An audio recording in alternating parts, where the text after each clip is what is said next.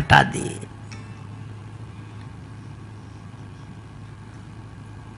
हाथ को घड़ी बांधे है, इसीलिए एक आदमी बोला अपना हाथ दिखाओ। अरे हमने कहा देखता क्या है प्यारे मेरे हाथ को, हाथ है हाथ जिसके उसे देख ले। ताई बैर तज नाई ये माथा, काल कर्म जीव जाके हाथा। माया जीव काल के कर्म के सुभाए के, करैया राम वेद कहें सांची मन गुनी है। श्री तुलसीदास जी हनुमान बाहुक में कहते हैं।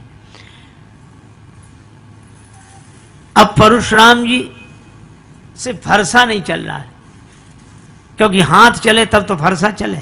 हाथ ने चलना बंद कर दिया, बहा ही ना हाथ। तब परशुराम जी को लगा कि हाथ की ताकत कहां चली गई, तो सोचने लगे कि कहां से आई थी। भगवान ने दी थी, तो ये कहीं सामने भगवान ही तो नहीं खड़े। तब परशुराम जी ने अपना धनुष दिया और कहा राम रमापति कर धनु लेहु, राम रमापति कर धनु लेहु, राम रमापति कर धनु है चहु मोर मिटे संदेहु, राम हे राम राम राम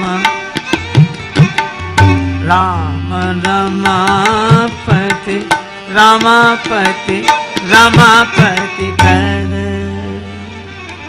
ये धनुष नहीं, और जैसे ही धनुष दिया तो धनुष अपने आप चल कर गया।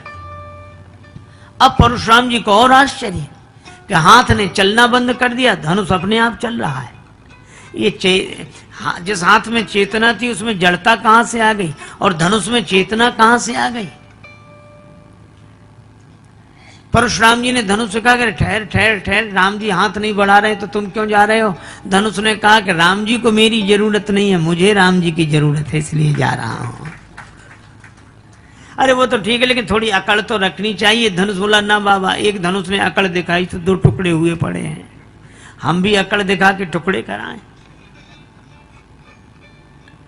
लक्ष्मण जी बोले पर सुनो सुनो सुनो सुनो, ये परशुराम जी कह रहे हैं सो ठीक, पर मेरी मानिए तो कछु विनती सुनाऊं नाथ। आप मुनिराज के समीप हो सिधारे ना, क्यों चाप गुरु को चढ़े हो तो चेला जी पधारे, और चाप चेला को चढ़े तो कहूं गुरु जी पधारे ना।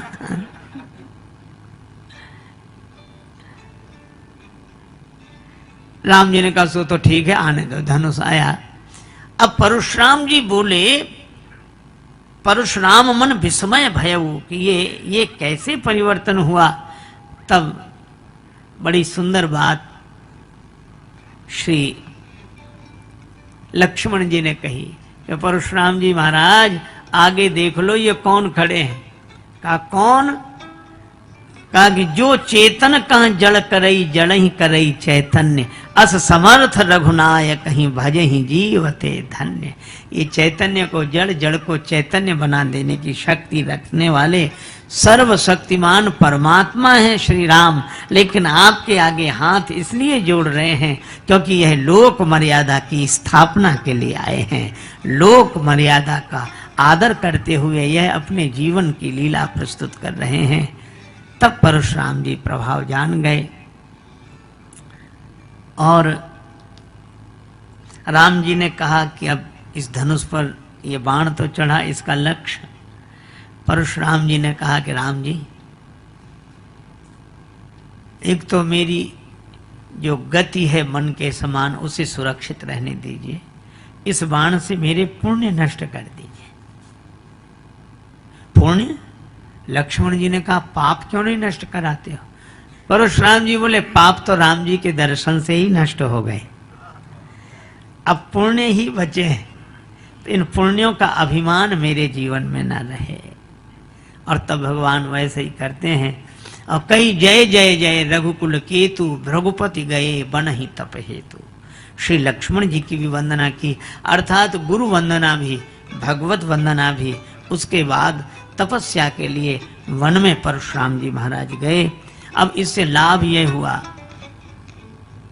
यह लीला भगवान परशुराम ने की और राम जी ने की, पर जितने ही हल्ला मचाने वाले लोग थे, ओ ऐसा करो और वैसा करो और वैसा, एक के आने से ही सब ठीक हो गए और वह एक ही वातावरण शांत हो गया। यह है राम जी सब सहन करते हैं। और सबसे बड़ी बात यह है कि भगवान वे जो सब कुछ सहन कर सकें, सह सकें। एक आदमी बिल्कुल दुबला पतला है, एक बार हमारे पास आया, कहने लगा महाराज आज उनसे झगड़ा हो गया। वो तो आपके पास आना था इसलिए आ गए, नहीं आज प्रलय हो जाती। और उनसे भी लोग कह रहे हैं कि किन से उलझे हो, प्रलय हो जाती, किन से उलझे हो, किन से। हमने कहा कि रहने दो, का अरे महाराज हो ही नहीं सकता। तीसरे और पिट कर आए थे। तीसरे दिन बोले कि हमने उन्हें क्षमा कर दिया। हमने मन में सोचा कि क्षमा न करते तो क्या करते तुम उनका। अरे ये क्षमा करना तुम्हारी मजबूरी है, महानता नहीं है। क्षमा सो होती उस भुजंग को जिसके पास गरल है। भगवान सर्वशक्तिमान और वे क्षमा करें तब बात है। भगवान सब सह जाते हैं, सह लेते हैं। अच्छा देवता भी जय बोलने के लिए हमेशा तैयार रहते हैं, लेकिन यहां नहीं बोले, बोले ही नहीं। जब तक परशुराम जी रहे नहीं बोले। कहा अब तो परशुराम जी प्रार्थना कर रहे हैं, बोले वो तो ठीक है, लेकिन मूड का कोई ठिकाना नहीं। कब उधर से इधर देखने लगे।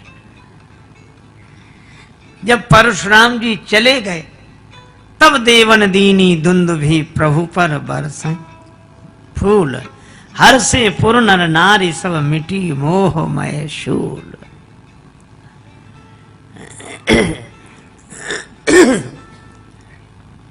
तब देवताओं ने दुंदुभी आदि बाजे बजाए। यह है भगवान की मर्यादा, श्री राम जी की मर्यादा। लेकिन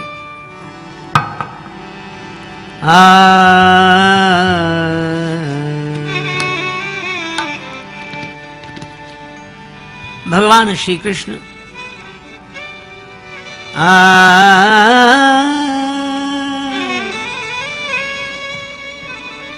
श्री गिरिराज गोवर्धन की परिक्रमा में एक संत तपस्या भजन कर रहे हैं, भगवान के आश्रित रहकर। राधा कृष्ण राधा कृष्ण राधा कृष्ण, बस यही उनका नियम।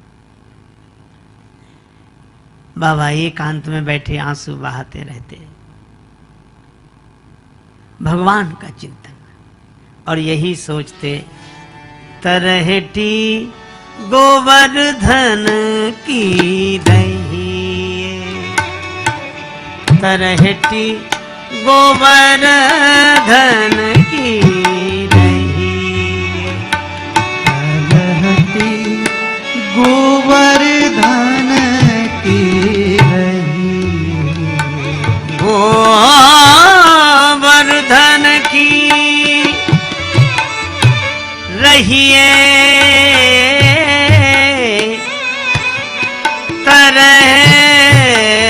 तरहटी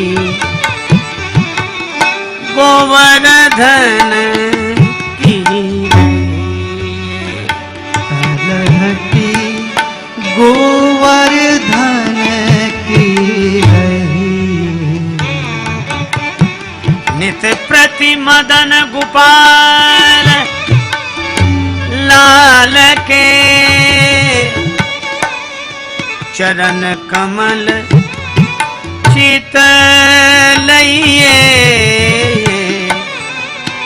गोवर्धन की रही तरहटी गोवर्धन की रही।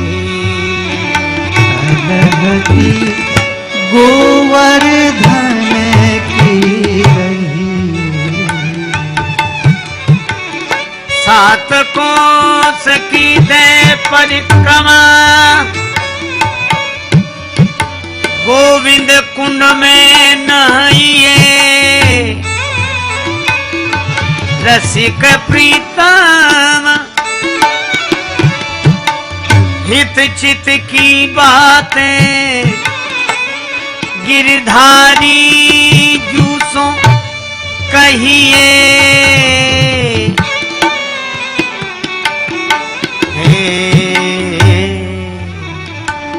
तलहटी गोवर्धन की तलहटी गोवर्धन की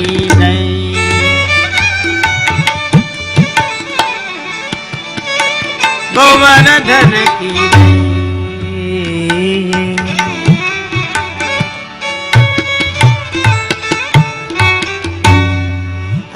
गिरिराज गोवर्धन की तलहटी में निवास नित्य प्रति मदन गोपाल लाल के चरण कमल चित दइए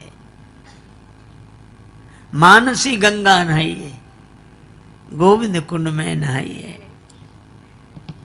रसिक प्रीतम हित चित की बातें गिरधारी जूसों कहिए तरहटी गोवर्धन की दहिए।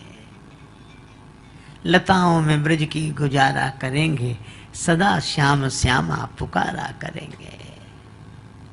कर करवा कामरी कांधे कुंजन मांझ बसेरो ऐसो कब करी हो मन मेरो ब्रजवासिन के टूक भूख में घर घर छाछ महेरो भूख लगे तब मांग खाऊंगो गिनू न सांझ सवेरो।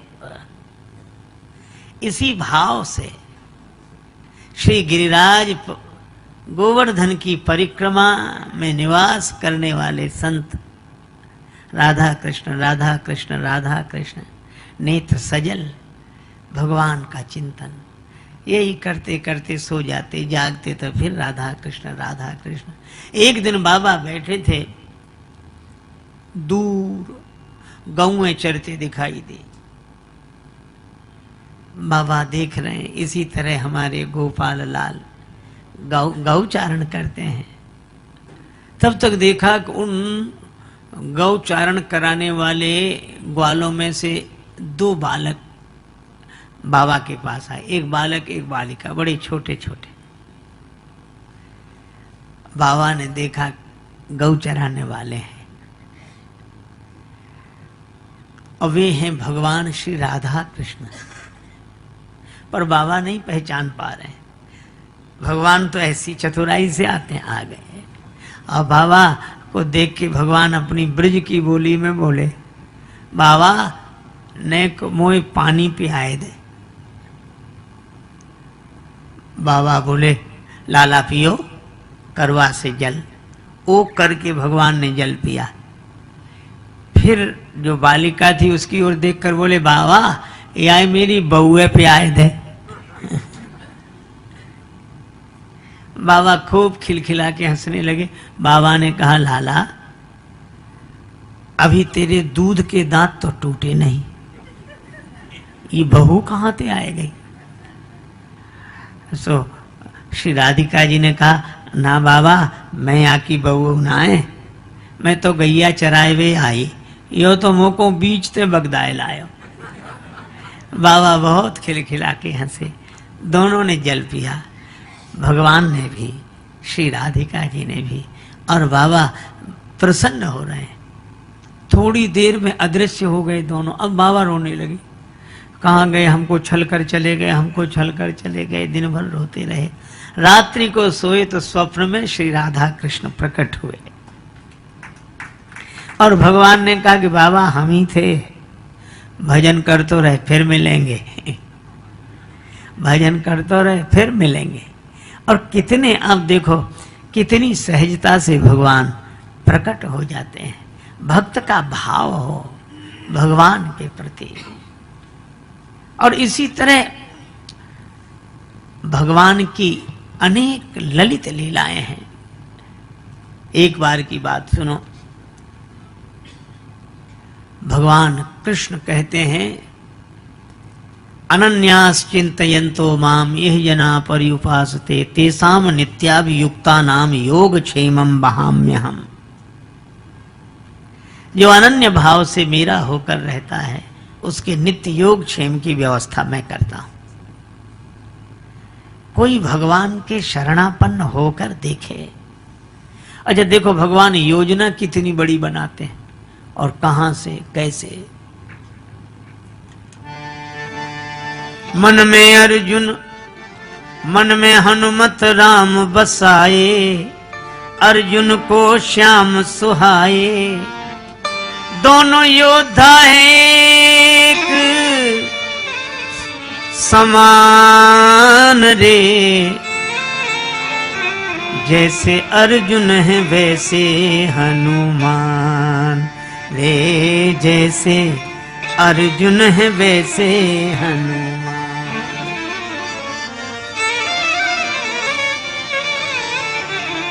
हनुमान रे,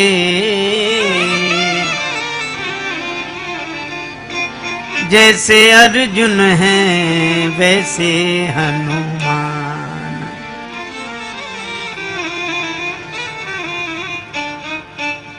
एक दिवस भगवान कृष्ण अर्जुन से फूल मंगाए। भगवान कृष्ण ने कहा, अर्जुन मेरी पूजा के लिए फूल ले आओ। अब लीला देखो, अर्जुन से कहा मेरी पूजा के लिए फूल ले आओ। अर्जुन ने कहा भी लाता हूं। धनुष बाण लेकर वीरवर अर्जुन चल पड़े, श्री कृष्ण करने वाले। एक दिवस भगवान कृष्ण अर्जुन से फूल मंगाए। पहुंचे अर्जुन कदली वन में जहां अंजनी जाए। अब संयोग से अर्जुन उसी वन में पहुंच गए जहां हनुमान जी, कदली वन। तो हनुमान जी केले के बड़े बड़े वृक्षों के बीच में बैठे, जय सिया राम जय जय सिया राम जय सिया राम। अर्जुन ने नहीं देखा। पवन पुत्र थे जहां पेड़ केलों के लंबे चौड़े, फूल धनंजय ने जब तोड़ा हनुमान जी दौड़े। अर्जुन ने जैसे फूल तोड़े और हनुमान जी जय सिया राम करते हुए प्रकट हुए। हनुमान जी ने कहा, कौन हो तुम? चोरी क्यों की फूलों की? ये राम जी का बगीचा है। श्री अर्जुन बोले, अरे तो पूजा ही के लिए तो फूल तोड़ लिए उसमें। हनुमान जी बोले, राम जी का बगीचा है, मर्यादा यहाँ प्रमुख है, पूछ कर तो तोड़ना चाहिए। पूछते। अर्जुन ने कहा, क्या इसमें भी क्या पूछना, पूजा के लिए फूल तोड़े। हनुमान जी ने कहा, किसकी पूजा के लिए? भगवान की पूजा के लिए। हनुमान जी बोले, कौन भगवान? अर्जुन ने कहा, भगवान श्री कृष्ण की पूजा के लिए। हनुमान जी मुस्कुरा कर बोले, तो कोई बात नहीं, ले जाओ ले जाओ ले जाओ। अर्जुन ने कहा, अभी तो कुछ नहीं कहते, अब क्यों कहने लगे कि ले जाओ ले जाओ? हनुमान जी मुस्कुरा कर बोले कि जिसके भगवान ही चोर हों।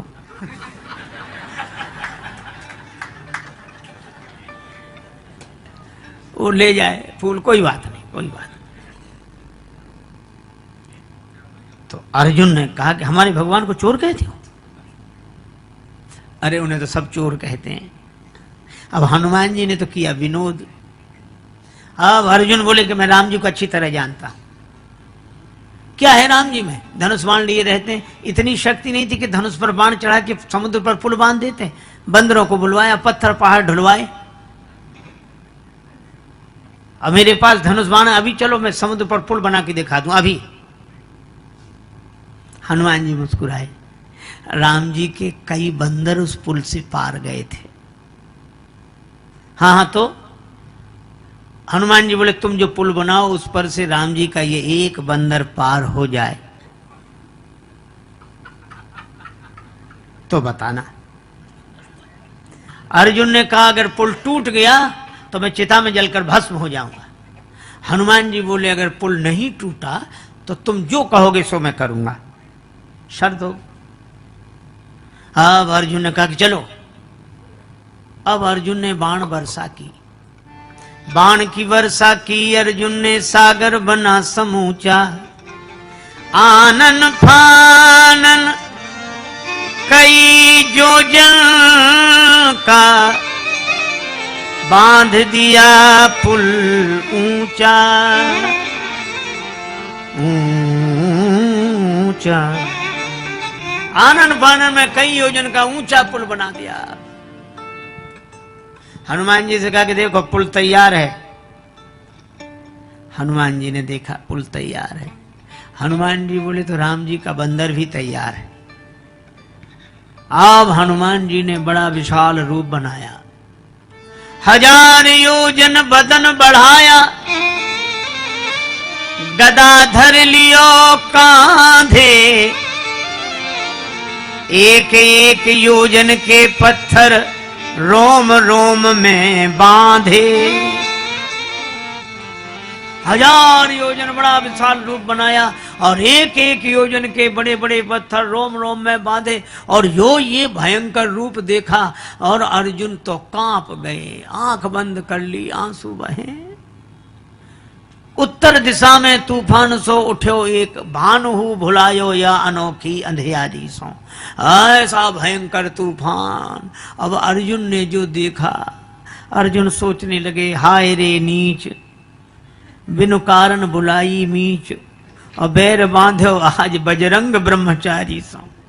इनसे झगड़ा मोल लिया हमने। अब कांपत शरीर नैनन सो झरत नीर, बिनती विनीत करे वीर बनवारी सो। कि ब्रज पे संकट देख आप एक गिरधारी बने, अब की बचाओ या अनेक गिरधारी सो। लाज राखो गिरधारी, अब की टेक हमारी। लाज राखो गिरधारी, गिरधारी जी, अब की टेक हमारी, अब की टेक हमारी, अब की टेक हमारी। लाज राखो गिरधारी जी,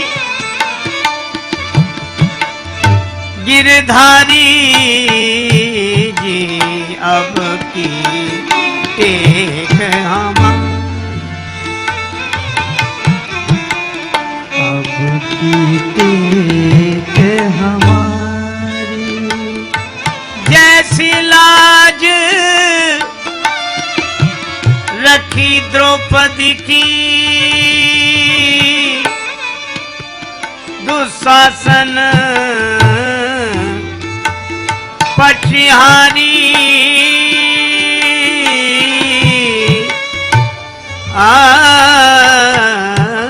राम खेचत खेचत दो भुज थाके,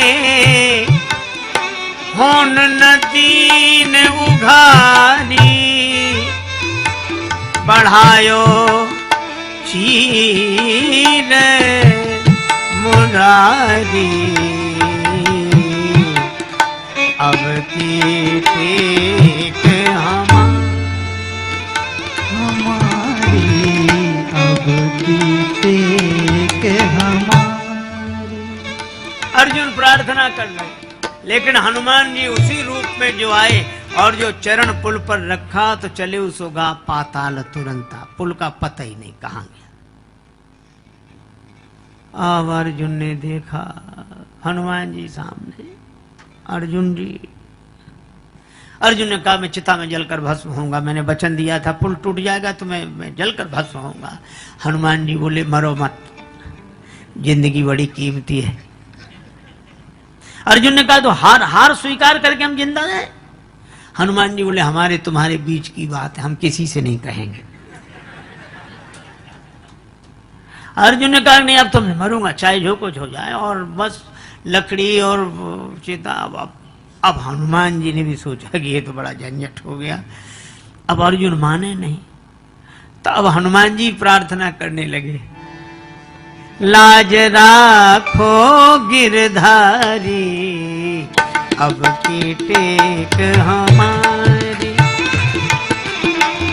अब की टेक हमारी, लाज राखो गिरधारी, अब की टेक हमारी, हमारी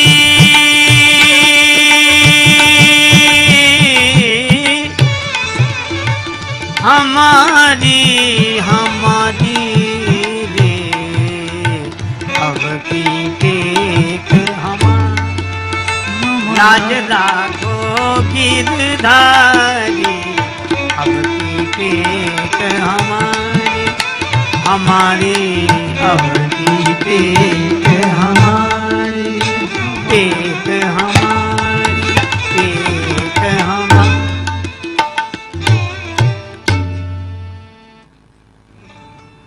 तब तक देखा कि अर्जुन बिल्कुल तैयार, तो भगवान श्री कृष्ण वृद्ध ब्राह्मण के रूप में प्रकट हो गए। और जैसे वृद्ध ब्राह्मण के रूप में प्रकट हुए तो हनुमान जी ने भी हाथ जोड़े, अर्जुन ने भी ब्राह्मण देवता को प्रणाम किया। ब्राह्मण देवता बोले भक्तराज ये आग क्यों जलाई, भोजन बना रहे हो क्या? भोजन बनाओ तो हम भी सम्मिलित रहेंगे। अर्जुन बोले महाराज अब तो भोजन बनाने ही वाला जा रहा है। क्यों महाराज? मैंने कहा था मैं पुल बनाऊंगा, और हनुमान जी ने कहा था हम तोड़ देंगे। हमने कहा तुम पुल तोड़ दोगे तो हम चिता में जलकर भस्म हो जाएंगे, और इन्होंने पुल तोड़ दिया। तो धर्म पर हमें प्राण देना चाहिए कि नहीं? वचन पर प्राण देना चाहिए, क्षत्रिय को आन पर प्राण दे देने चाहिए, और इसलिए मैं जल रहा हूं, आप बताओ। तो ब्राह्मण देवता बोले अवश्य, धर्म पर प्राण तुरंत दो, आन पर तो प्राण। हनुमान जी ने मन में सोचा कि ये और जल्दी मारेंगे इसे, ये बेचारा जैसे तैसे समझता भी ये धर्म की दुहाई दे दे के मार डालेंगे इसे, मार। भगवान से प्रार्थना की तो भगवान क्या बोले, लेकिन एक बात बताओ, क्या तुम दोनों ने शर्त लगाई? हाँ लगाई। निर्णय करने वाला तीसरा कौन था? बोले तीसरा तो कोई नहीं, हम ही लोग थे। भगवान बोले वाह ये कोई नियम होता? निर्णय है, निर्णय करने वाला तीसरा होता है। हाँ ये बात तो है, दोबारा पुल बनाओ। और फिर हनुमान जी उसे तोड़े तो चिता में जलकर भस्म हो जाना, और नहीं तोड़ पाए तो तुम जो कहो हनुमान जी माने। हाँ ये बात तो ठीक है। हनुमान जी ने भी स्वीकार कर ली, अर्जुन ने भी स्वीकार कर ली। दोबारा पुल बनाया अर्जुन ने, और हनुमान जी फिर उसी रूप में। भगवान कृष्ण देख रहे, लेकिन उनको लगा कि कहीं टूट न जाए पुल। तो भगवान ने एक काम किया, ब्राह्मण के रूप में तो ऐसे प्रकट रहे और कच्छप बनकर पुल के नीचे बैठ गए, और हनुमान जी पार गए। हनुमत लौटे पुल ज्यों का त्यों निहारा, पर फटा बोझ से बदन कमठ का बही रक्त की धारा। और ब्राह्मण गायब, और रक्त की धारा कैसी? तो हनुमान जी भी दौड़े, अर्जुन भी, सब गए पुल के नीचे। तो देखा कि वहां श्री कृष्ण भगवान खड़े। हनुमान जी ने भी चरणों में प्रणाम किया, अर्जुन ने भी। भगवान ने दोनों को हृदय से लगा दिया। हनुमान जी ने कहा कि प्रभु अब आप आ गए, मैं हार गया, अर्जुन जीत गए। भगवान ने कहा कि मैं यही चाहता था। अर्जुन ने कहा अब मैं बताऊं क्या करना है? मैं जो कहूंगा सो ये करेंगे। भगवान बोले अरे अभी के लिए नहीं, कभी के लिए इनको तैयार किया है, मौका लगे तब बोलना, अभी नहीं, मैं बताऊंगा तब। हनुमान जी ने कहा याद रखूंगा। भगवान कृष्ण अर्जुन को लेकर आ गए। बहुत दिन तक कोई बात ही नहीं बनी, लेकिन भगवान श्री कृष्ण शांति प्रस्ताव लेकर गए। दुर्योधन ने स्वीकार नहीं किया। भगवान विदुरानी जी का आतिथ्य स्वीकार करके लौट आए। अब महाभारत का युद्ध अवश्यम भावी हो गया, होगा होगा होगा। अब जब युद्ध निश्चित हो गया तब भगवान ने अर्जुन से कहा, एक दिन दुर्योधन भी आया, अर्जुन जी भी आए, और भगवान ने कहा एक और मेरी सेना रहेगी, एक और मैं अकेला रहूंगा और शस्त्र नहीं उठाऊंगा। दुर्योधन पहले आए पर सिरहाने बैठे, अर्जुन बाद में आए चरणों में बैठे। भगवान सोने की लीला कर रहे हैं। नेत्र खोलकर बोले, अर्जुन तुम्हारी मैं क्या सहायता करूं? दुर्योधन बोले, मैं पहले आया हूं। भगवान बोले, हमने तुम्हें देखा बाद में। नहीं, पहले मुझे वरदान मिलना। अच्छा अच्छा मांगो। दुर्योधन ने तो कहा कि अर्जुन मांगे। अर्जुन ने कहा कि कृष्ण मैं केवल आपको चाहता हूं, आप मिले मुझे बस। अरे मैं लड़ूंगा नहीं, और मेरी से नहीं, मुझे आप चाहिए। आपके साथ हरि अगर साथ हो तो हार भी अच्छे। भगवान आपके साथ। भगवान को मांग लिया अर्जुन ने, और दुर्योधन ने सेना और वो सब मांगे। अब युद्ध निश्चित हो गया। तब भगवान कृष्ण ने अर्जुन से कहा कि हनुमान जी को अब बुलाओ। अर्जुन बोले, आप भी चलो। तब अर्जुन को लेकर भगवान कृष्ण गए। हनुमान जी ने प्रणाम किया। भगवान ने कहा कि अब अर्जुन मांगने आए हैं, युद्ध होगा और आपको चलना है। श्री अर्जुन तो कह रहे थे कि युद्ध तो मैं लड़ूंगा, आपको क्या करना है। तब मैंने कहा कि श्री राम अवतार में श्री हनुमान जी के बिना मैं युद्ध नहीं लड़ सका, तो तुम अकेले इस अवतार में कैसे युद्ध करोगे? हनुमान जी के बिना विजय नहीं मिलेगी। बंधता नहीं पाहन सागर से, दल बानर भालू कहाँ लगी ढोते। सतजोजन सिंधु तरंग तरंगित, जान के जान कोई नहीं खोते। रहते रघुवीर अधीर पुनि, बनवासी बने सिय वियोग में रोते। गढ़ लंक निशंक अजय रहता, हनुमान हठी जो सहाय न होते।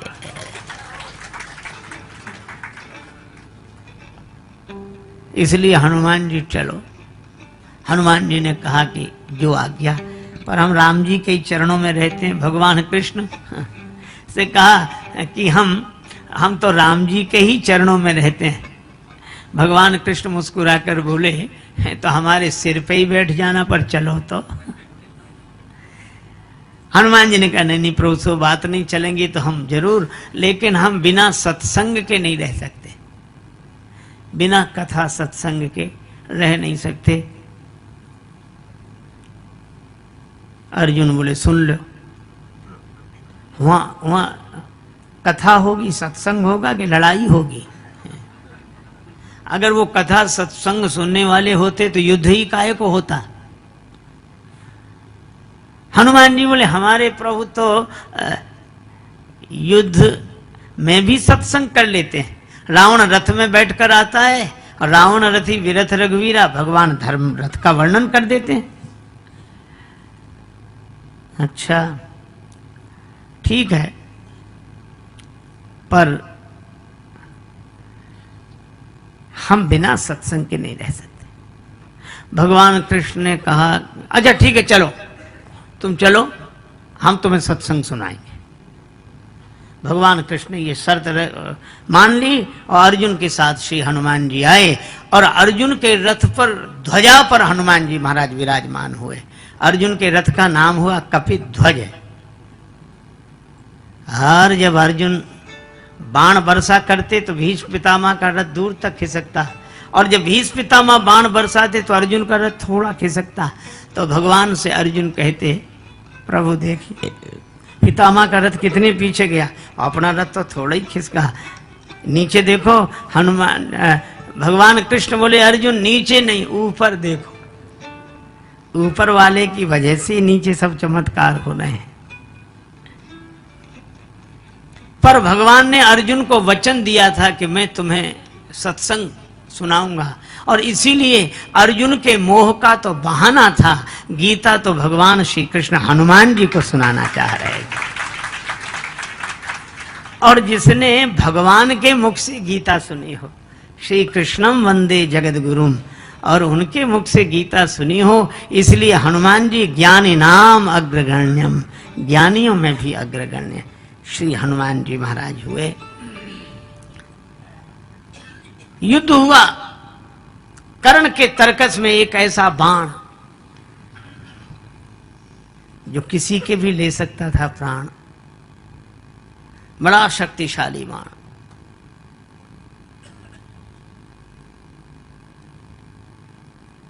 उसने कर्ण से कहा था कि मैं इच्छा रूपधारी नाग हूं, बाण बनकर तुम्हारे तरकस में रहूंगा। अर्जुन से मेरा भी विरोध है। खांडव देश का निर्माण करते समय इन्होंने मेरे पूरे परिवार को नष्ट कर दिया। मैं भी अर्जुन के प्राण लेने के लिए सक्षम हूं। कर्ण के पास वह बाण, और एक दिन ऐसा आया कि कर्ण ने वही बाण चलाया, और जैसे ही धनुष पर बाण चढ़ाया, चारों तरफ त्राहि त्राहि मच गई। देवता आकाश में हाहाकार करने लगे, और सबने कहा चारों तरफ आवाज उठी,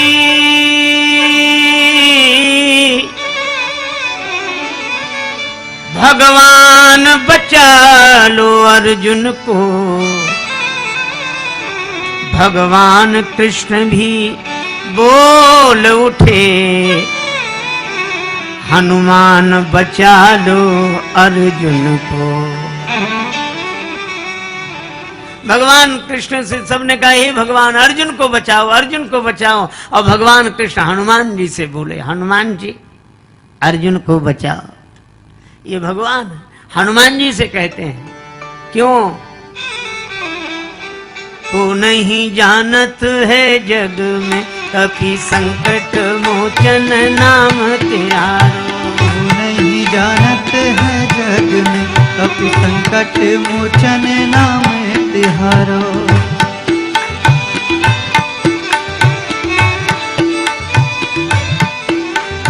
काज किए बड़ देवन के तुम वीर महाप्रभु देख विचारो।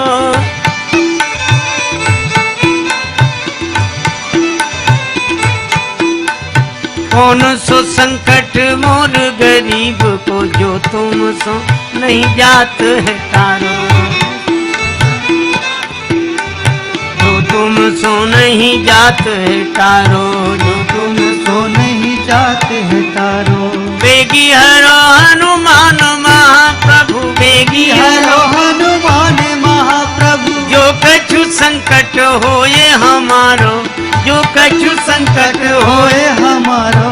को नहीं जानत है जग में कभी संकट मोचन नाम त्यारो। को नहीं जानत है जग में कभी संकट मोचन नाम तिहारो। और धन्य श्री हनुमान जी को जैसे ही भगवान ने कहा, हनुमान जी को देर ही नहीं लगी। रथ पर बैठे थे, थोड़ा वजन बढ़ा दिया, धरती फट गई और रथ समेत पाताल में चले गए। अब बाण को कोई लक्ष्य ही नहीं मिला, पृथ्वी पर चलकर व्यर्थ हो गया, फिर दोबारा चल नहीं सकता था। फिर भगवान श्री कृष्ण अर्जुन को लेकर हनुमान जी रथ समेत फिर बाहर आ गए। और जब बाहर आए तो भगवान ने कहा कि हनुमान जी, एक दिन श्री राम अवतार में हमें और लक्ष्मण को बचाने के लिए आप पाताल गए थे, आज हमें और अर्जुन को बचाने के लिए पाताल में चले गए। भगवान श्री कृष्ण प्रेम मूर्ति है। अर्जुन के लिए यह सब व्यवस्था पहले से करते हैं, लेकिन किसकी व्यवस्था भगवान करते हैं? अर्जुन ने अपने रथ का सारथी भगवान को बना लिया कि बस इस रथ पर बैठकर मैं लड़ूंगा, बाण चलाऊंगा, कार्य करूंगा, पर इस रथ के सारथी बनकर आप इस रथ की लगाम आपके हाथ। और इसी तरह हम अपने जीवन में ऐसे सोच लें कि इस जीवन में आप जो कराएंगे वही मैं करूंगा, करिष्ये वचनम तव। लेकिन हमारे इस जीवन रथ के सारथी आप, आपके हाथ इस जीवन रथ की लगाम। ऐसे ऐसे भाव से अगर कोई भर कर रहता है तो भगवान उसके प्रेम के कारण उसके हो जाते हैं, उसके बन जाते हैं। ऐसे प्रेम मूर्ति श्री कृष्ण जो आश्रित भक्त को निर्भय करते हैं, निर्द्वंद बनाते हैं उसका जीवन। और वे तो कहते हैं कि कोई अनन्य भाव से मेरा स्मरण करे तो मैं तेसा महम समुद्धरता मृत्यु संसार सागरात, उसका मैं उद्धार करूंगा। और हम भी कहते हैं, बड़ी सीधी सी बात है, अभी आप सड़क पर पैदल चलो, दुनिया भर के नियमों का पालन करना पड़ेगा। बाएं चलो, रिक्शा बचाओ, तांगा बचाओ, मोटरसाइकिल बचाओ, साइकिल बचाओ, स्कूटर बचाओ। अरे पैदल चलने वालों को बचाओ। तो कई लोग देखते किधर चलते किधर, एक आदमी देखे ही नहीं हो, बस ऐसे सिर झुका के चले, किसी से भी टकरा जाए। और जिससे टकरा जाता उसी से कहता बड़े गधे हो। लोग हंसते कि खुद टकराता हमें गधा बोलता है। एक दिन सिर झुकाए जा रहा था तो गधे से ही टक्कर हो गई। तो सिर उठाकर बोला बड़े, और जो देखा बोले अब आप तो आप ही हैं, आपसे क्या कहना है। अरे रास्ते पे केले का छिलका ना पड़ा हो तो गिर जाए। कितनी सावधानियां रखनी पड़ती। ऊपर वालों से भी बचाओ। एक सड़क थी शहर में, एक आदमी जा रहा था, एक आदमी छत पर टहल रहा, और छत पर टहले और मुंह भरे तमाकू से, गुटखा से, और बिना सोचे समझे उसने पीक चला दी। बेचारा जो रास्ते से जा रहा था उसके सिर पे पड़ी। उसने जो ऊपर देखा, बोले भाई साहब नीचे देखकर नहीं थूक सकते? तो वो क्या बोला, तुम ही ऊपर देखकर क्यों नहीं चलते हो? अब बोलो कितनी झंझटें हैं ऊपर वालों से और नीचे वालों से पैदल। और हम आपसे कहते हैं बेकार परेशान हो। इन सारे नियमों का पालन अगर न करना हो तो भगवान की शरणागति रूपी बस पीछे से आ रही है। आप तो विश्वास का टिकट लेकर श्रद्धा की सीट पर बैठ जाओ, फिर कुछ नहीं करना है। चाहे दाएं बैठो चाहे बाएं, चाहे दाएं बैठो चाहे बाएं, चाहे अखबार पढ़ो चाहे सो जाओ। अब जिम्मेवारी आपकी नहीं रही, अब तो जिम्मेवारी उसकी है जो आगे बस चलाने के लिए बैठा है। वो सबको बचा कर ले जाएगा। इसी तरह अर्जुन रथ में रथी होकर बैठे, पर सारथी तो भगवान है। इसी तरह हम लोग भी अपने जीवन रथ में रथी होकर तो बैठे, पर इस रथ के सारथी भगवान हों। और अगर ऐसा हो जाए तो भगवान अपने प्रेम से हमें धन्य कर देते हैं। तो भगवान श्री राम और भगवान श्री कृष्ण, इन दोनों की यह मर्यादा और प्रेम की चर्चा हमारे आपके जीवन को धन्य करे, यही मंगलमयी प्रार्थना। जब जब हो ये धर्म के हानि, बाढ़ई असुर अधम अभिमानी। हरे राम राम राम सीता राम राम राम, हरे राम राम राम सीता राम राम राम, हरे राम राम राम सीता राम राम राम, हरे राम राम राम सीता राम राम राम, हरे राम राम राम सीता राम राम राम, हरे राम राम राम सीता राम राम राम, हरे राम राम राम सीता राम राम राम, हरे राम राम राम सीता राम राम राम, हरे राम राम राम सीता राम राम राम, हरे राम राम राम सीता राम राम राम, हरे राम राम राम सीता राम राम राम, हरे राम राम राम सीता राम राम राम, हरे राम राम राम सीता राम राम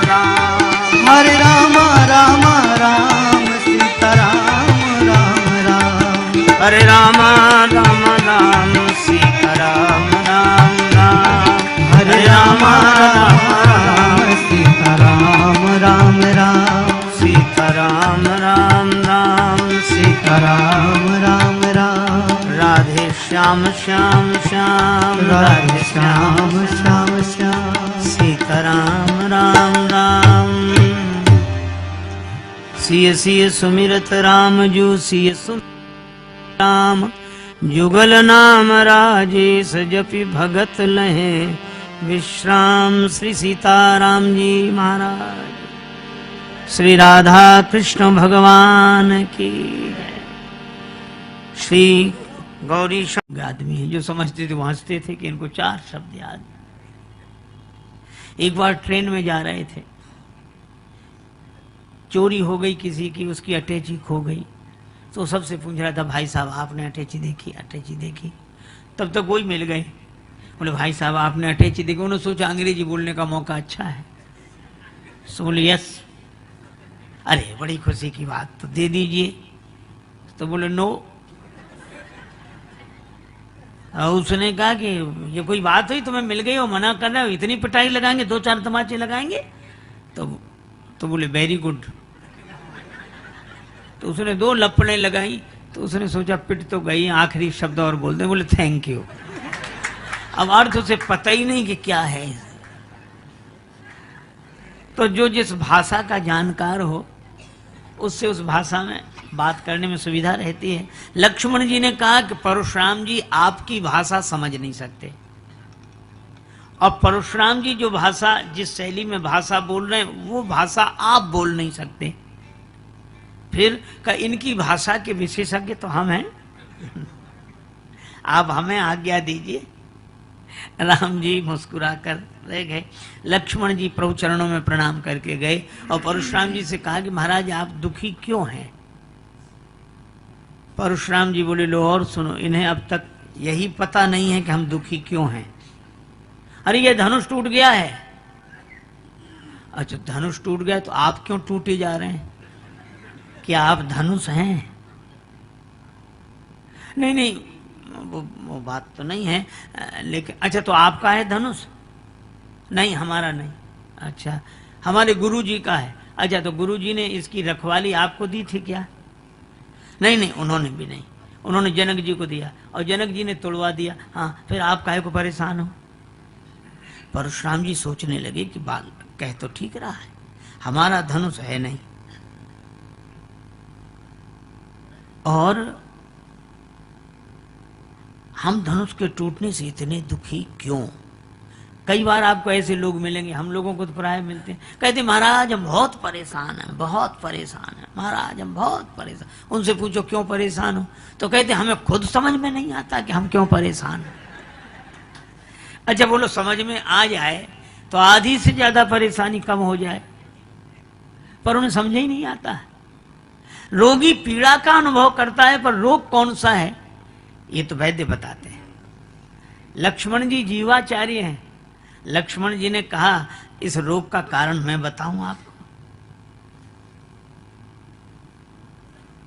परशुराम जी ने कहा नहीं मैं धनुष टूटने से दुखी हुआ हूं। लक्ष्मण जी ने कहा हमने बचपन में बहुत से धनुष तोड़े, तब तो आप नाराज होते हुए आए नहीं, इसी धनुष पर क्यों? देखो बड़ा सुंदर संकेत है, इसको बोलते हैं आसक्ति।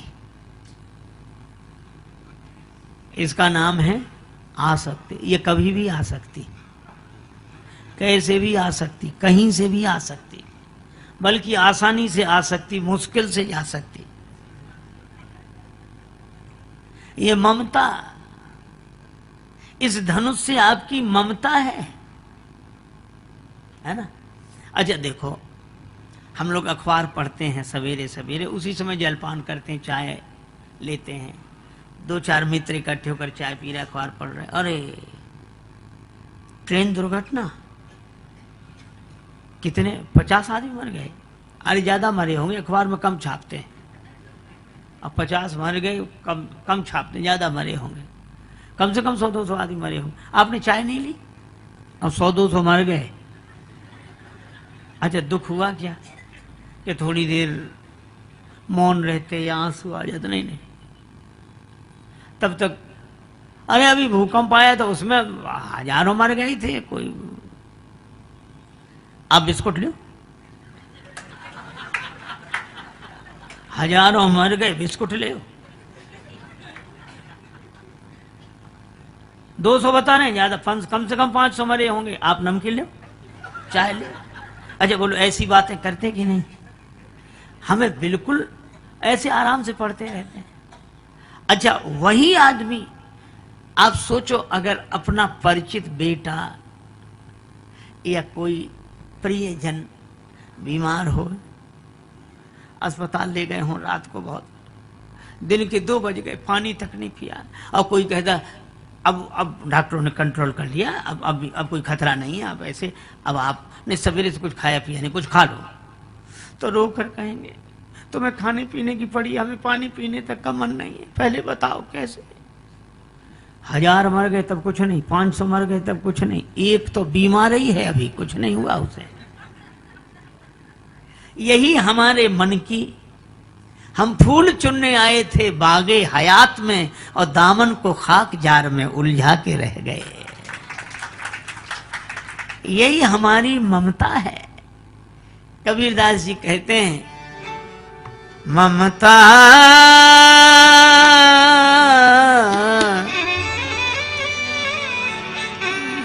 तू न गई मेरे मन से, ममता तू ना गई मेरे मन से, ममता तू न गई मेरे मन से। पाके केस जन्म के साथी, पाके केस जन्म के साथी, ज्योति गई नैनन ते, ममता तू ना गई मोर मन ते,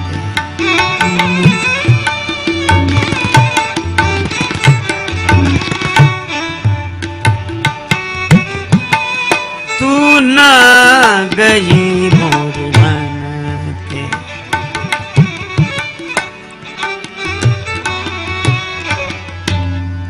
ये ममता, लक्ष्मण जी ने कहा यही है आपको, यही धनु पर ममता के ही हेतु।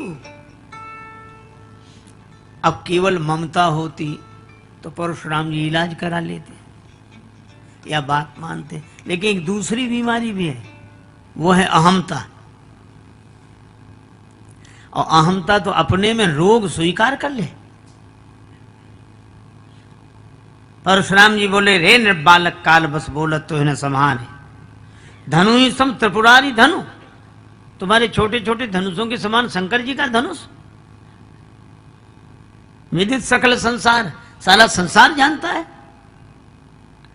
लक्ष्मण जी ने कहा, सुनो देव, लखन कहा हमरे जाना, सुनो देव सब धनुष समाना, हमारे लिए सब धनुष बराबर ही हैं। कहा क्यों? बोले कोई धनुष वरदान नहीं ले देता, सब प्राण ही लेते हैं, सब बराबर हैं।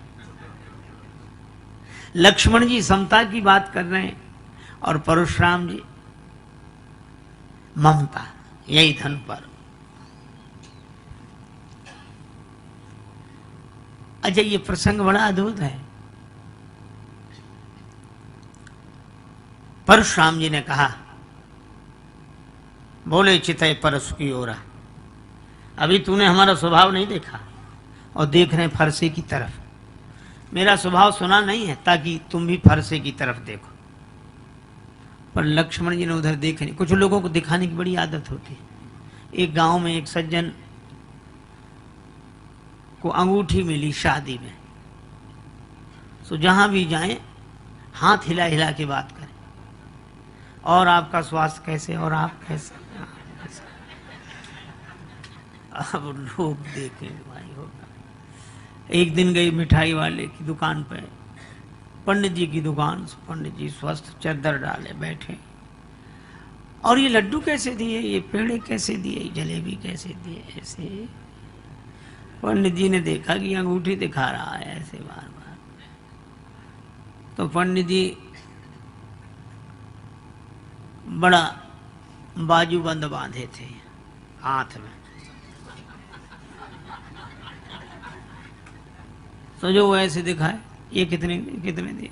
सो पंडित जी ने ऐसे चादर उठाया और ऐसा हाथ किया, बोले सभी एक भाव है, ले जाओ जैसे लेना हो, सब एक भाव है। अरे भाई, परशुराम जी भी फरसे की तरफ देख रहे हैं, बोले चिते परस की ओर आगे ताकि ये भी देखें। लक्ष्मण जी ने देखा ही नहीं। तब परशुराम जी खुद बोले परस विलोक महीप कुमारा, मेरा फरसा देख। अब यहां भी कितनी मर्यादा की बात है। लक्ष्मण जी ने कहा यह बड़ी कृपा है भगवान की कि हम आपका फरसा नहीं देख रहे हैं, फरसा देखते तो कभी का झगड़ा हो जाता। तो ये झगड़ा रुका क्यों है? का झगड़ा इसलिए रुका है क्योंकि हम आपका फरसा नहीं देख रहे हैं, हम तो आपकी जनेऊ देख रहे हैं। भृगुसुत समुझ जनेऊ विलोकी, आप महाराज भृगुवंशी हैं, ब्राह्मण हैं, आपका यज्ञोपवीत देखकर हम हाथ जोड़े हुए हैं।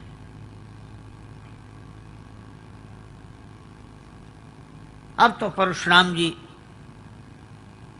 ने कहा कि तुम मुझे साधारण ब्राह्मण समझते हो? कटुवादी बालक वध जोगो, फरसा उठाया। लक्ष्मण जी बोले समझ गया, दर्जा 2 का भी गणित आपको नहीं आता है। कहा कैसे? कहा गणित में भी कुछ अंक काटने पड़ते हैं।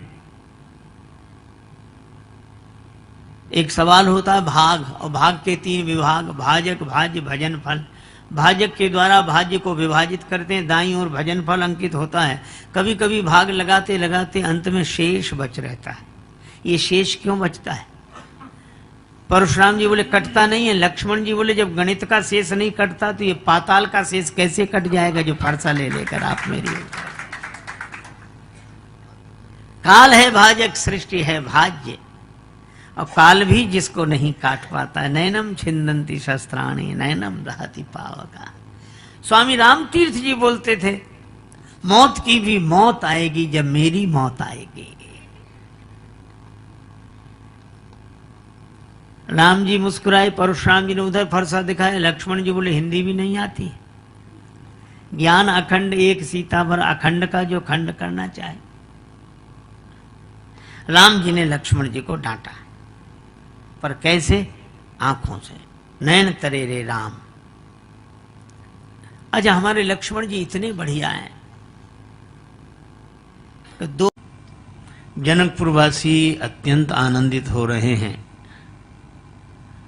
उसी समय कुछ राजाओं ने सोचा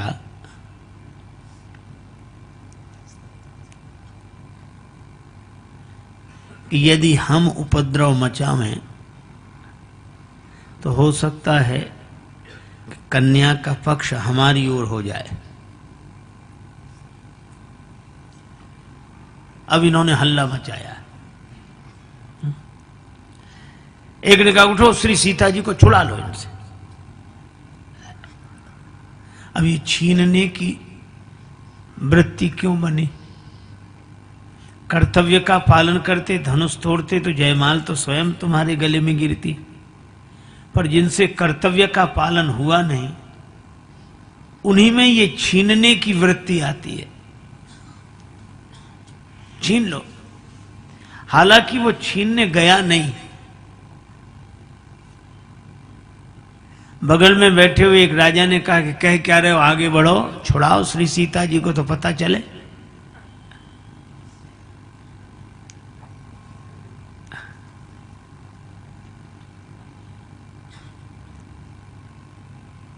उसने कहा कि कह रहे हो तो आगे बढ़ो, श्री सीता जी को छुड़ाओ तो पता लगे। वो बोला वाह, हम क्यों जाएंगे, ये तो हम भी जानते कि छुड़ा नहीं सकेंगे। और जब छुड़ा नहीं सकोगे तो कह क्यों रहे हो?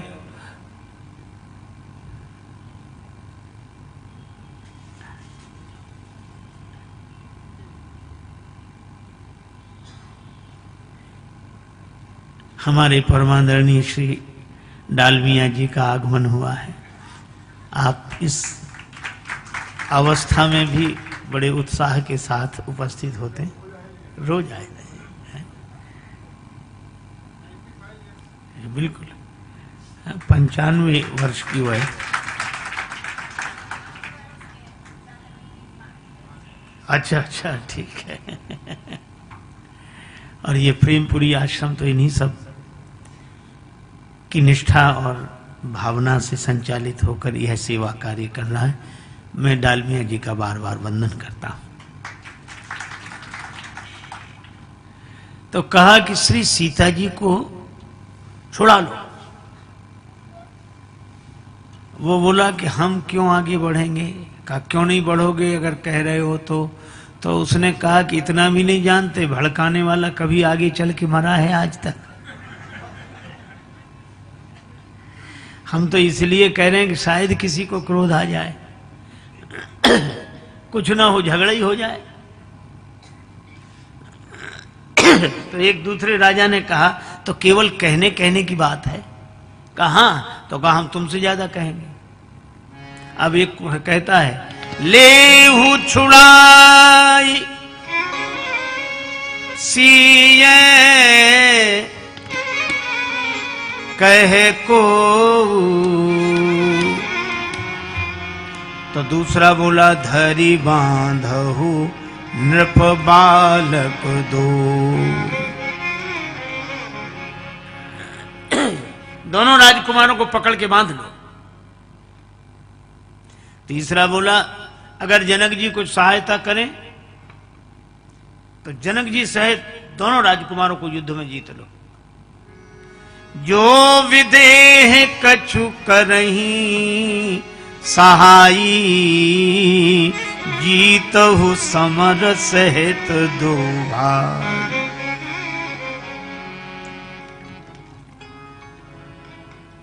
केवल बोल नहीं बोलना, बोल नहीं बोलना।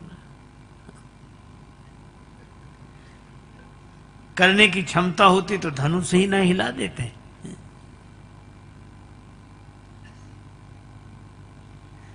एक व्यक्ति था, वो कोई काम न करे, उसको एक मंत्र आता था तो मरीज की प्रतीक्षा करे कि मरीज आवे हम उसको झाड़ा दें।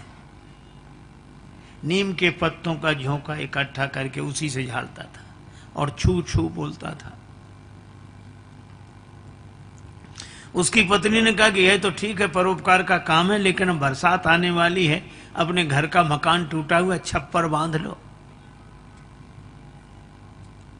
कहने लगा बांध लेंगे बांध लेंगे बांध लेंगे, आलसी वृत्ति। उसने नहीं बांधा, बरसात आ गई। 1 महीना बीत गया, भयंकर वर्षा। पत्नी को बड़ी खीज हो कि इसने समय रहते छप्पर नहीं बांधा।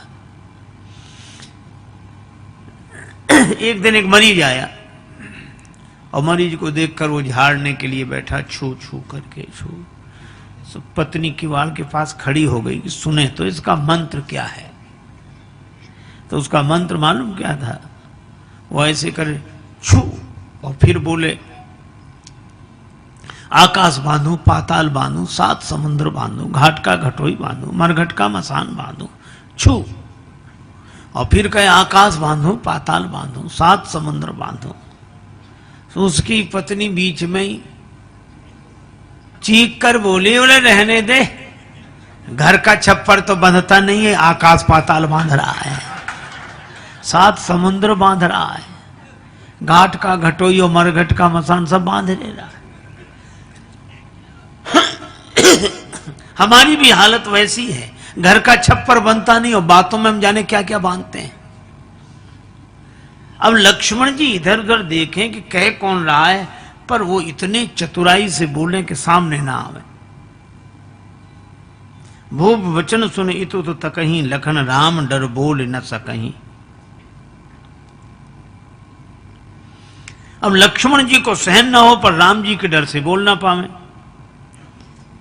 राम जी का भाव यह है कि लक्ष्मण,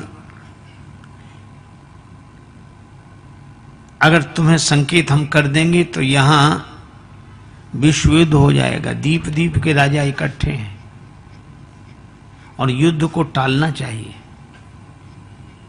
युद्ध को टालना चाहिए। युद्ध के परिणाम बहुत बुरे होते हैं। श्री लक्ष्मण जी का कहना यह है कि युद्ध तो हम भी नहीं चाहते, पर इसका यह अर्थ नहीं है कि जिसके जो मन में आवे सो बोलता रहे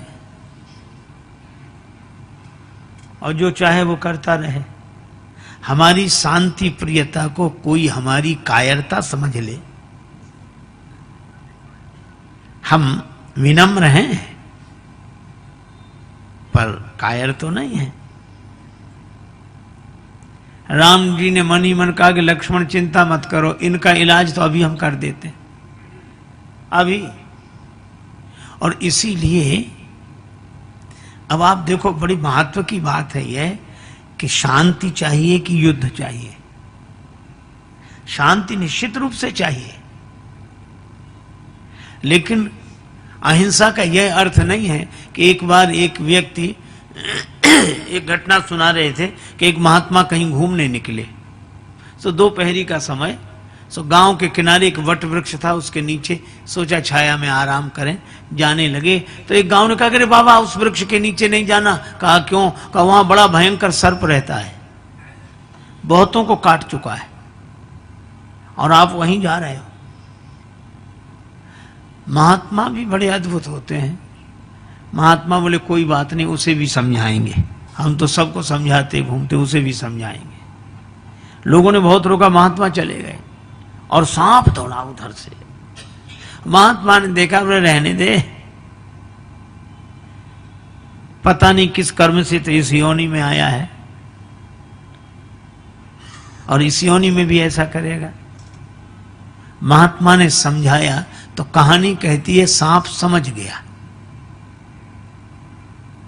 महात्मा ने समझा, महात्मा सांप को भी समझा लेते हैं। सांप समझ गया, ये और आश्चर्य है। एक आदमी ने कहा सांप समझ गया। हमने कहा हाँ, क्यों? हमने कहा इसलिए क्योंकि वो आदमी नहीं था।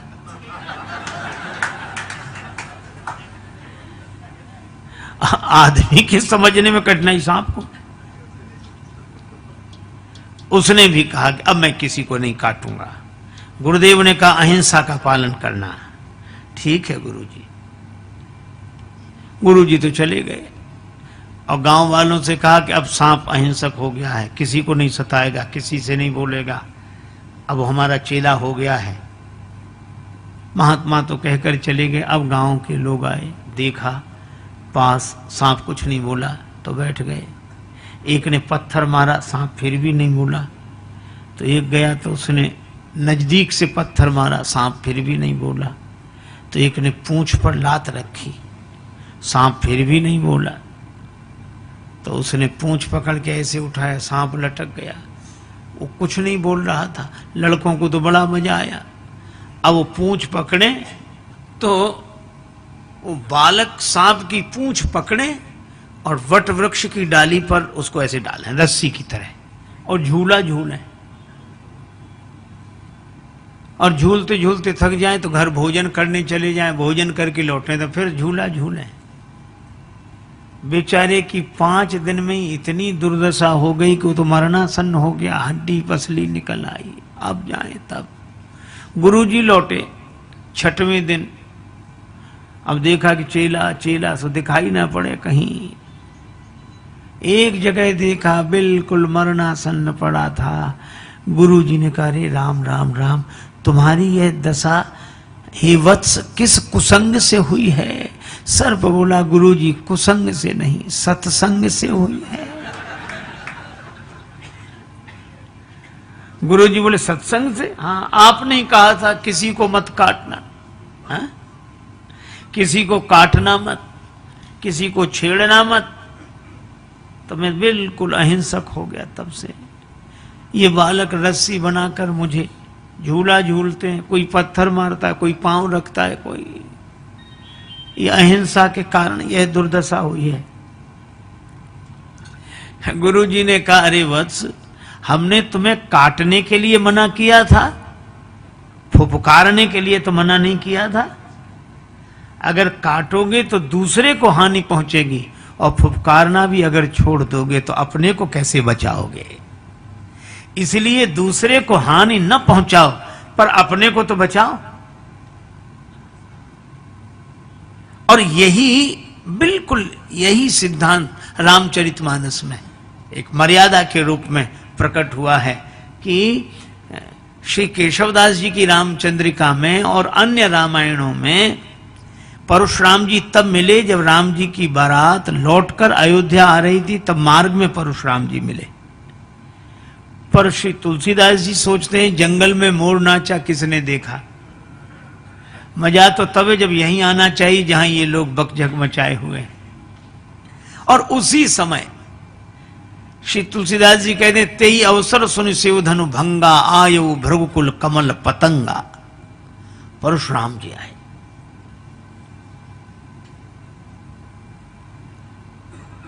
अब आप ऐसे सोचो कि चारों तरफ बंद एक द्वार, सब लोग बैठे और वहीं राजा लोग बगे सीता जी को छुड़ा लो, दोनों भाइयों को पकड़कर बांध लो। सो हाथ ऊपर उठाए तो सीता जी को छुड़ा लो, बड़े क्रोध में। और जो उसने देखा कि परशुराम जी मुख्य गेट पर खड़े फरसा लिए और परशुराम जी को देखा तो हाथ नीचे ना आवे, आंख खुली रह गई, मुंह बंद ना हो। बगल में बैठे हुए राजा ने कहा कि ढीले कैसे पड़ गए, बोलो हम तो हैं, बोलो। अब वो बोले क्या, उधर ही देखे। तब बगल वाले राजा ने देखा ये सामने क्या देख रहा, क्या है। तो उसने जो सामने देखा, जो परशुराम जी, उसकी भी वही हालत। एक बोले भगवान परशुराम, दूसरे बोले क्रोध में। किसी ने कहा प्रणाम करो, प्रणाम। प्रणाम नहीं करोगे तो और जल्दी मरोगे। तो दूसरे ने कहा कि प्रणाम करने जाए कौन, जो आगे जाएगा प्रणाम करने सिर झुकाएगा वो नीचे ही रहेगा कि ऊपर जाएगा, क्या पता है।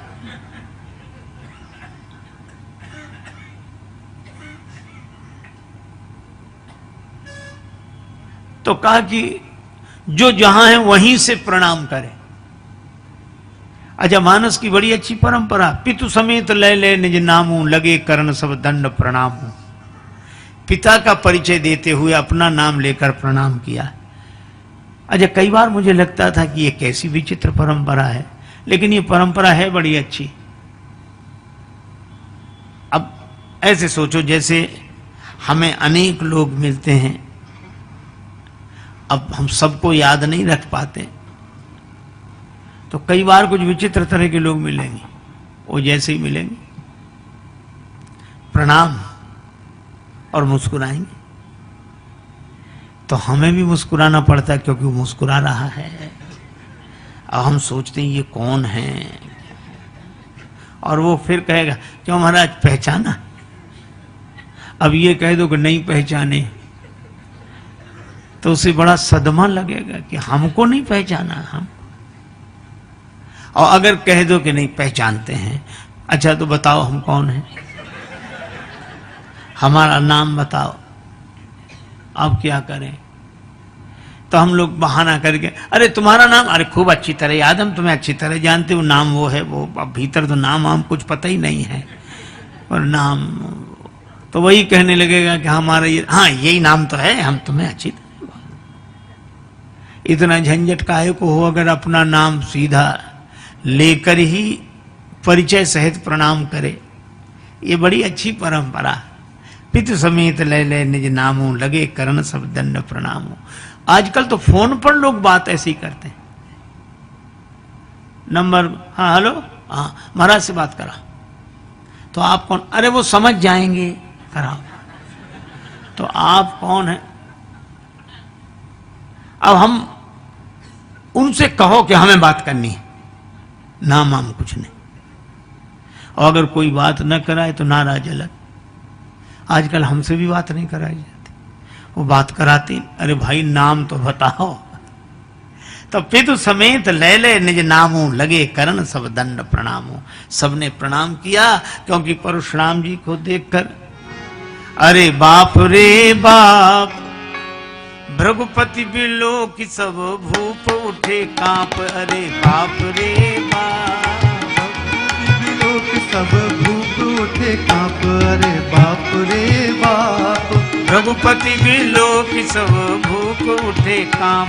अरे बाप रे बाप, रघुपति बिलोक सब भूख उठे कांप। अरे बाप रे बाप, कोई गे लुकाई कोई भागे चुपचाप। कोई गे लुकाई कोई भाग चुपचाप। कुछ छिप गए।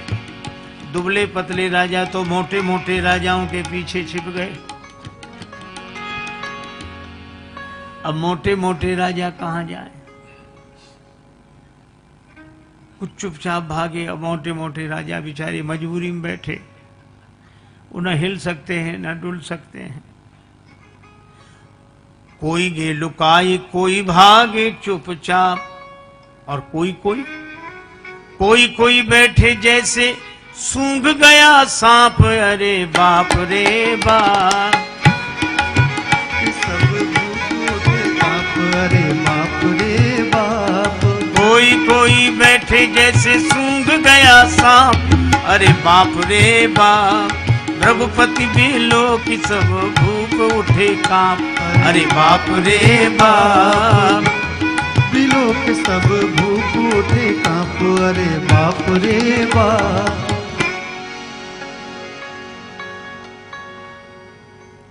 अब परशुराम जी जिसकी ओर गौर से देखते कि इसे तो पहले भी कहीं देखा है, वही समझता था कि बस हमारी उम्र के दिन पूरे हो गए। जय सुभाए चितवई हित जानी, सो जाने जनु आय खोटानी। जनक जी ने देखा, श्री जानकी जी को बुलाए, बेटी प्रणाम करो। जनक जी ने प्रणाम किया, श्री जानकी जी को बुलाकर प्रणाम कराया और परशुराम जी ने आशीष दी, आशीर्वाद दिया। जनक जी समझ गए कि नाराज चाहे जितने हों पर अब आशीर्वाद दे चुके हैं, गड़बड़ी नहीं होगी कुछ। पर परेशान थे विश्वामित्र जी कि हम राम जी को प्रणाम करने भेजे, समाज कहते कि यही है धनुष तोड़ने वाला, उठ जाए फरसा तो संभाले कौन।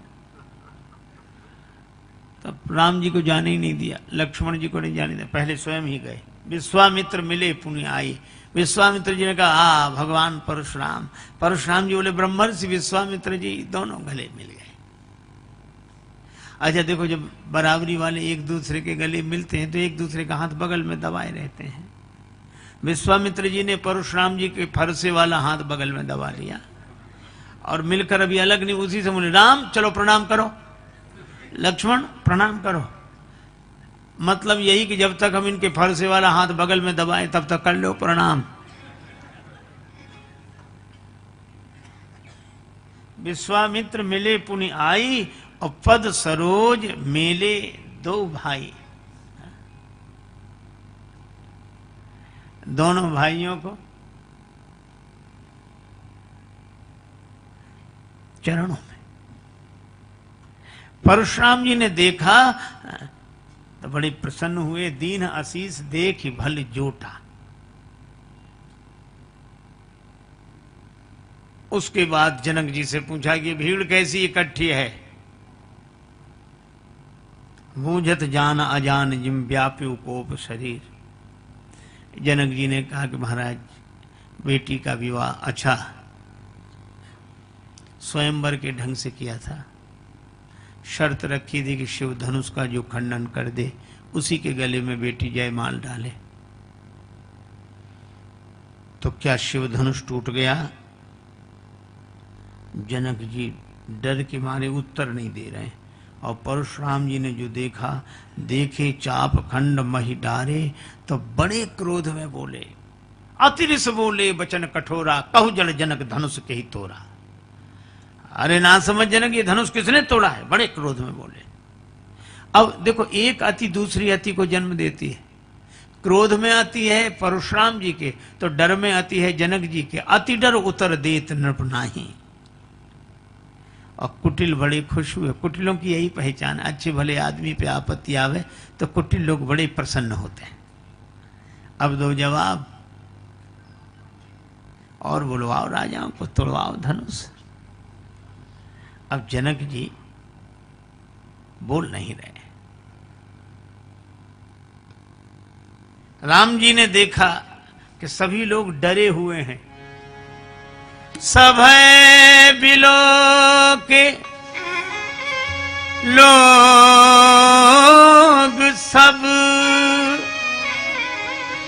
जानी जान की भीर,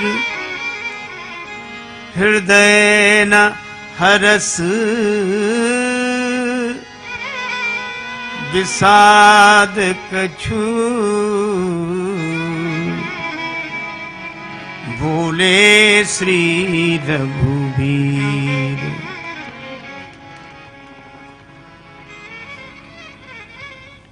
राम जी है, धनुष तोड़ने गए तो हर्ष विषाद न कछु आवा। और पूछा गया कि धनुष किसने तोड़ा, तो हृदय न हर्ष विषाद कछु, बोले श्री रघुवीर। राम जी ने हाथ जोड़े और परशुराम जी से कहा, नाथ शंभु धनु भंजनिहारा, होई ही को एक दास तुम्हारा, होई ही को एक दास तुम्हारा। नाथ शंभु धनु भंजनिहारा, नाथ शंभुधन भंजनहारा। होई को एक दास तुम्हारा, होई को एक दास तुम्हारा। हे नाथ, शिव धनुष तोड़ने वाला कोई रहा होगा।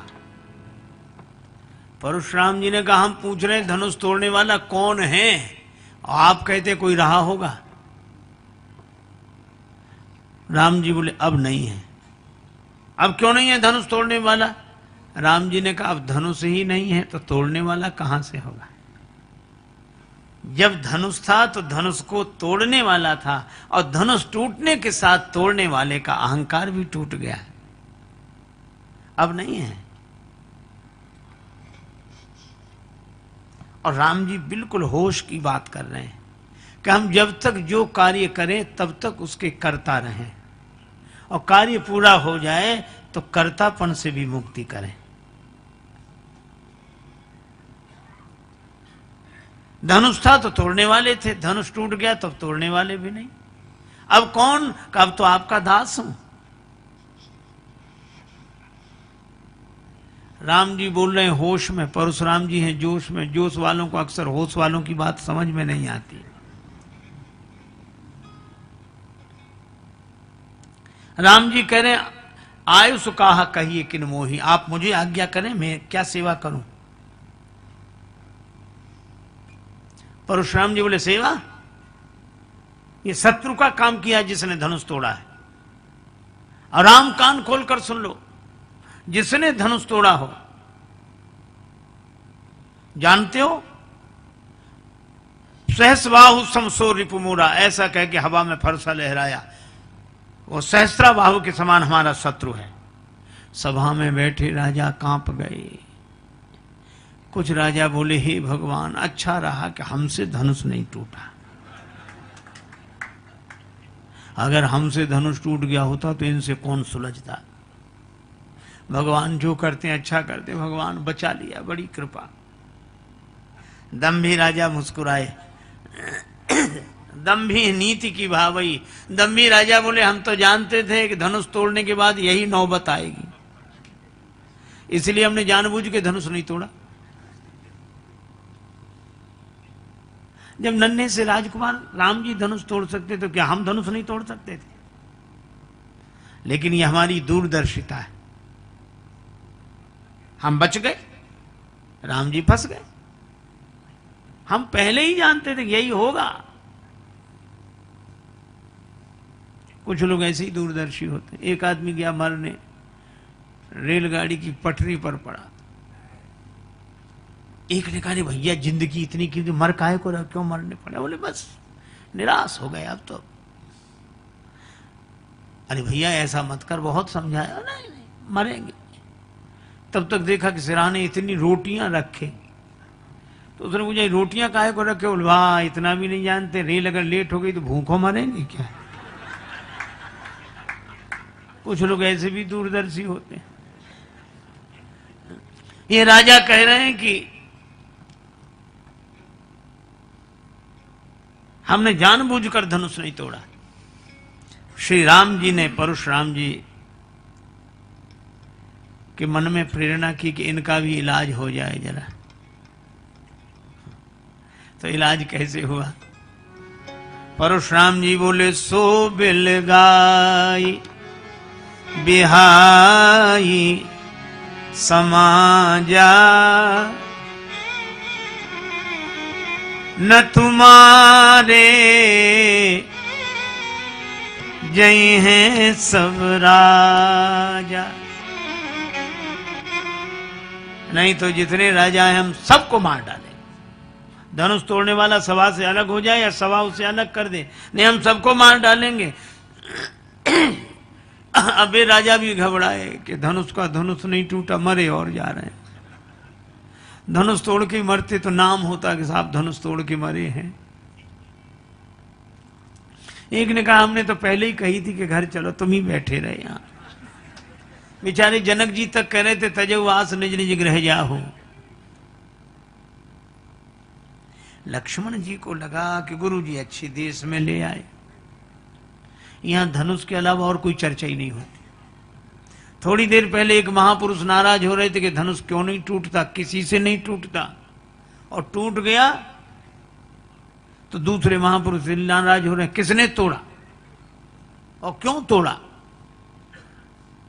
जब पहले कोई नहीं तोड़ रहा था तो नाराज हो रहे थे पहले महापुरुष के, क्यों नहीं टूट रहा और कोई नहीं तोड़ पा रहा है, और तोड़ दिया तो दूसरे अरे क्यों तोड़ा और किसने तोड़ा। तो यहां ये धनुषई की बात होती है और कोई बात नहीं होती। लक्ष्मण जी से नहीं रहा गया। लक्ष्मण जी बोले प्रभु बुरा ना माने तो इन गुरु जी से आइए स्वामी जी।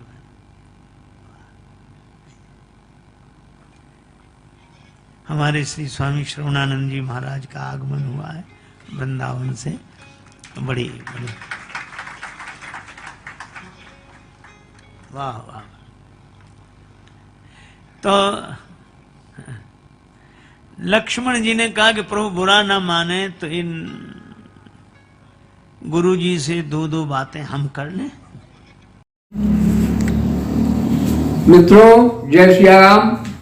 आप सभी हमारे इस कार्यक्रम में पूरी तरह लगे रहे और आपने बहुत ही धार्मिक प्रसंग सुना। इसके लिए आपको बहुत बहुत धन्यवाद।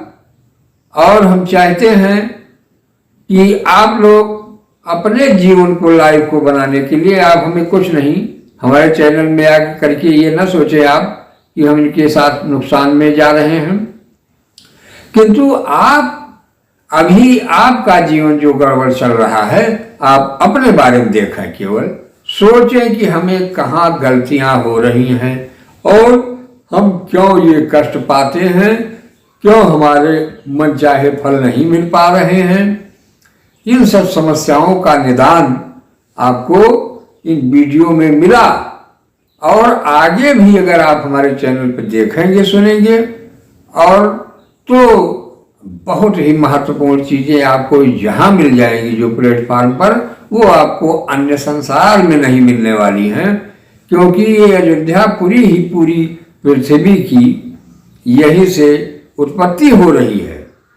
पृथ्वी पर सबसे पहले मानव का अवतरण हमारे अयोध्यापुरी में हुआ है, तो यहाँ नीतियों का खजाना भंडार पड़ा हुआ है।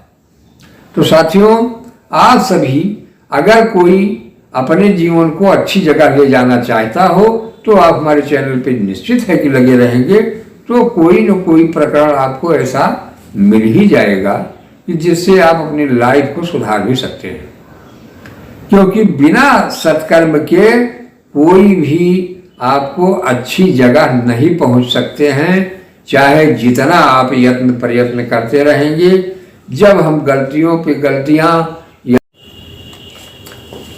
तो साथियों इसमें जिंदगी मानव चोला जो मिला है बहुत ही मेहनत के बाद, बहुत परिश्रम के बाद, बहुत ही तपस्या और सत्कर्म करने के बाद ये प्राप्त होता है। क्योंकि 84 लाख योनियों में केवल मात्र यही योनि है कि जिसके द्वारा चाहे तो आप मुक्ति पालें और चाहे तो आप यहाँ तक कि देवराज इंद्र का पद आपको मिल सकता है बहुत आसानी से। लेकिन आसानी भी नहीं है साथियों, क्योंकि तपस्या तप बल रचहि प्रपंच विधाता